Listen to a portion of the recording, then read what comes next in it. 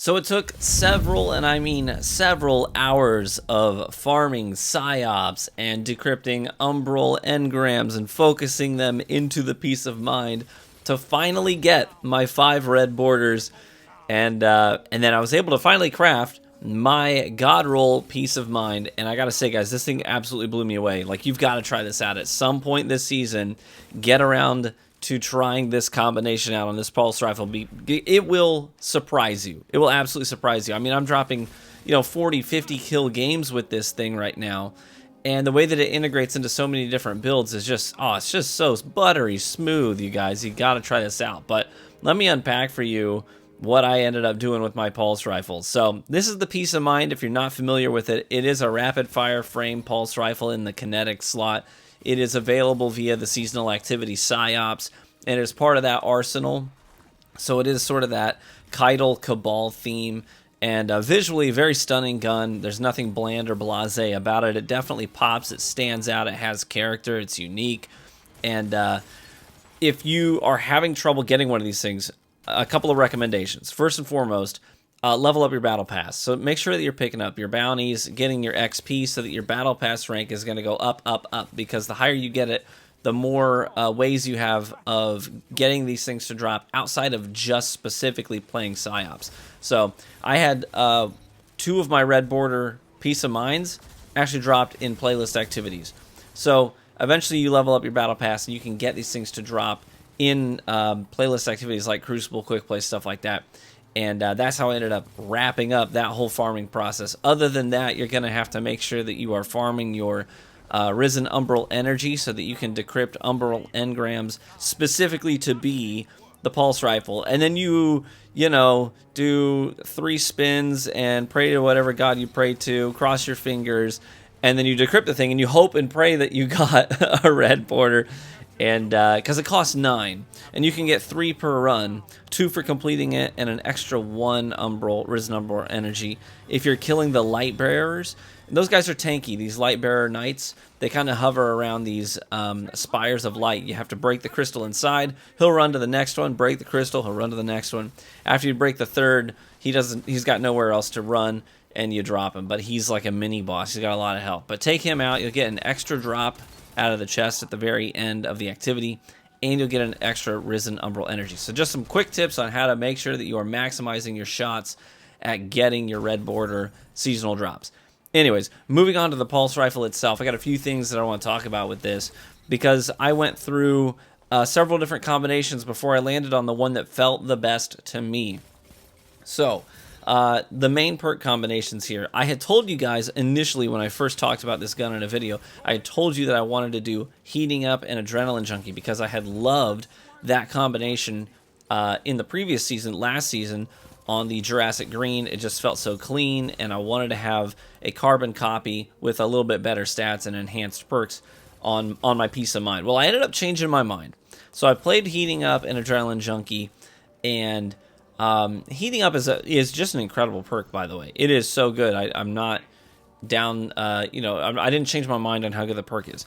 But I did decide that just because of the recoil pattern of the peace of mind, you can completely negate any issues you have with the recoil pattern just by running perpetual motion. So you get enhanced perpetual motion up and running like I did on my pulse rifle. And basically this thing's recoil is so easily manageable just by having perpetual motion active. And enhanced perpetual motion makes it so that basically the second you start moving, like just watch the buffs in the lower left. I go from a standstill to moving, and perpetual motion is active, like near instantaneous. You're never not going to have that buff up unless you literally take your finger off your thumbstick, your movement stick, and you're just shooting the gun. So if you're moving, it's up. And so a lot of people are saying use arrowhead brake. I tried it. Guys, I don't feel like I need it. So if you feel like you really need that extra recoil direction control to make it just perfectly vertical, sure, go with arrowhead brake.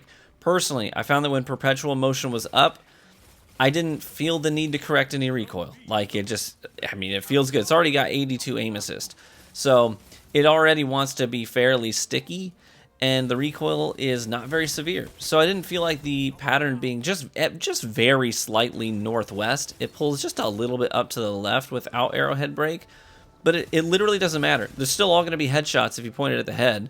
You're just going from, you know, the chin to the top left of the head, and it's all going to count. So I felt like arrowhead break seemed like it was trying to fix something that wasn't broken to me. So I just decided, you know what, screw it, I'm going to go with corkscrew rifling. That way I get some other buffs as well. So I'm going to get, with with corkscrew rifling, you're also going to get stability and handling and range buffs, just +5 across the board.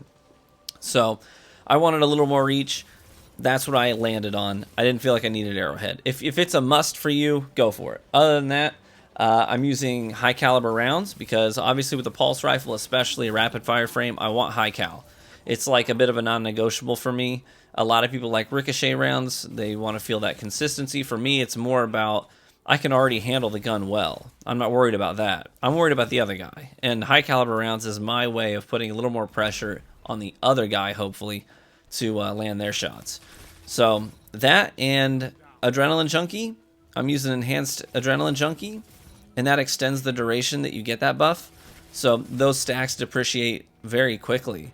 So if you're not in an immediate 1v2 or 3 or 4, right, you often are not getting the benefits of that perk. But this is going to give you a little bit more time in between kills. You've actually got time to like kill the first guy, reload the gun, and then start shooting the next guy, and you still have your damage buff. And then you can accumulate stacks. And I run grenade builds a lot, so you'll see a lot of the trip mine plays in here where, you know, for example, there's one play on Midtown where I've only got 9 rounds left in my magazine. I was kind of pre-firing a guy that I had ripped his shields, and so I dumped a lot of ammo out of my mag. I only had 9 bullets left. I threw the grenade, and the grenade finishes the guy off. So I have Adrenaline Junkie ×5 now. So I can do 32, 33 to the head. Well, I start getting shot from behind. I'm behind in this duel. I got to make up the difference. But I've got Adrenaline Junkie ×5. So I slide, pull a 180, and just laser the guy with mega damage on a rapid fire frame. And he just melts, just absolutely instantaneously melts.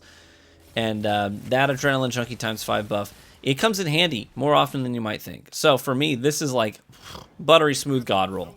It feels so good. That you get perpetual motion going.